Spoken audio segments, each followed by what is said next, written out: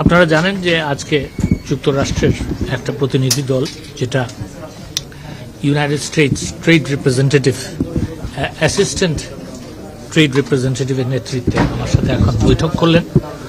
ওনারা মূলত আমার সাথে যে বৈঠকটা চেয়েছিলেন এবং মূলত যে আলাপ আলোচনা হয়েছে সেটা হচ্ছে বাংলাদেশের শ্রম আইন নিয়ে এবং শ্রমিকদের অধিকার নিয়ে, এবং সেই নিয়ে আমরা কি কাজ করছি, এবং আর গুরুত্বপূর্ণ যেটা কথা ওনাদের জিজ্ঞাসা ছিল সেটা হচ্ছে যে বাংলাদেশ শ্রমিক আইনে যে সংশোধন হচ্ছে সেই সংশোধনের পরিস্থিতি কি এবং কি করা হচ্ছে। তো এবং আপনারা জানেন যে গতকালকে যে ওনারা আমাকে জানিয়েছিলেন, এবং এটা বোধহয় ওনারা যখন বাণিজ্য মন্ত্রণালয়ের সাথে এবং অন্যান্য মন্ত্রণালয়ের সাথে যখন আলাপ আলোচনা করছিলেন তখনও তারা এটা তুলেছেন। সেখানে ওনারা একটা 11টা দফা, বলবো না, 11টা ব্যাপারে তাদের জানার ইচ্ছা ছিল, এবং এখানে এই ব্যাপারে তাদের ব্যাপারে কতটুকু অগ্রগতি হয়েছে সেটাও তাদের জিজ্ঞাসা ছিল। সেটার মধ্যে যে প্রথম যেটা ছিল সেটা হচ্ছে যে আপনার থ্রেশহোল্ড, মানে হচ্ছে যে শ্রমিক ইউনিয়ন, ট্রেড ইউনিয়ন গঠন করার জন্য যে পার্সেন্ট অফ লেবার প্রয়োজন সেইখানে। আপনারা এও জানেন যে প্রথমে আমাদের দেশে 2016 দিকে যদি বলেন তাহলে তখন 30% ছিল। 2017-তে যখন আমি ইন্টারন্যাশনাল লেবার অর্গানাইজেশনের সম্মেলনে যাই তখন সেটাকে আমরা সিদ্ধান্ত নিয়েছিলাম মাননীয় প্রধানমন্ত্রীর নির্দেশনা অনুযায়ী যে সেটা 20% আনা হবে, এবং তখন মাননীয় প্রধানমন্ত্রী জননেত্রী শেখ হাসিনার কথা মতোই আমি বলেছিলাম যে এটা আমরা আরো কমাবো, কিন্তু সেটা ধীরে ধীরে কমাবো, গ্র্যাজুয়ালি কমাবো।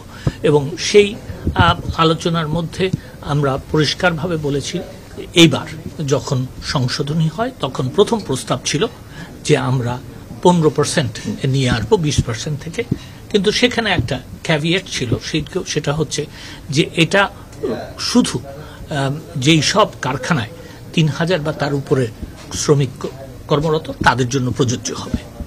তো সেইটার থেকেও আমরা যখন আপনারা শ্রম আইন নিয়ে একটা সমস্যা যেটা হয়েছিল, মহামান্য রাষ্ট্রপতি এটা ফেরত আনা হয়েছিল ওখান থেকে, তারপরে যে আলোচনা হয়েছে সেখানে আমরা সিদ্ধান্ত নিয়েছি এবং সেটা মাননীয় প্রধানমন্ত্রীর নির্দেশনা যে আমরা এটা সকলের জন্য উন্মুক্ত করব, এটার কোনো ক্যাপ থাকবে না। তো সেটাও আমরা তাদেরকে জানিয়েছি। তারপরে আপনার বাংলাদেশ শ্রমিক আইন, বাংলাদেশ ইকোনমিক জোন অথরিটির যেটা হচ্ছে সেইখানে প্রযোজ্য হবে। আগে ছিল Bangladesh export processing zones labour অ্যাক্টের প্রযোজ্য হবে, সেটা বদলিয়ে আমরা সেই সংশোধনীও করেছি। এরকম ওই যে 11 দফা যেটা ওনারা জানতে চাচ্ছিলেন তার মধ্যে কিন্তু এগুলি ছিল। তো আমরা যেগুলি অলরেডি কমপ্লিট করে ফেলেছি সেটা সম্বন্ধে তাদেরকে আমরা বলেছি যেটা আমরা কাজ করছি। যেমন ধরেন এখানে বলা হয়েছে শ্রমিক অধিকার নিয়ে, এটা কিন্তু চলমান কাজ। শ্রমিকদের অধিকার দিন দিন বাড়বে, কমবে না। তো সেই ক্ষেত্রে শ্রমিকদের অধিকার যতই বাড়বে আমি এটাও বলেছি আলাপ আলোচনায়, আমি আলোচনার সূচনাতেই এটা বলেছি, সেটা হচ্ছে যে জাতির পিতা বঙ্গবন্ধু শেখ মুজিবুর রহমান সবসময় শোষিত মানুষের জন্য কথা বলতেন এবং শোষিত মানুষের অধিকারের ব্যাপারে তিনি অত্যন্ত সোচ্চার ছিলেন। এবং বাংলাদেশ আওয়ামী লীগের নীতি হচ্ছে যে শ্রমিক অধিকার, শোষিত মানুষের অধিকার বাস্তবায়ন শুধু করে না, এটা তারা ভোগ করছে সেটাও নিশ্চিত করা। তো আমি সেই কথাও সেটা বলেছি, এবং সেখানে আমি অত্যন্ত পরিষ্কারভাবে বলেছি যে কোনো দেশ কি আমাদেরকে দিবে কি আমাদেরকে দিবে না সেটার উপরে নির্ভর করে আমরা শ্রমিকদের অধিকারের ব্যাপারে চিন্তাভাবনা করব না।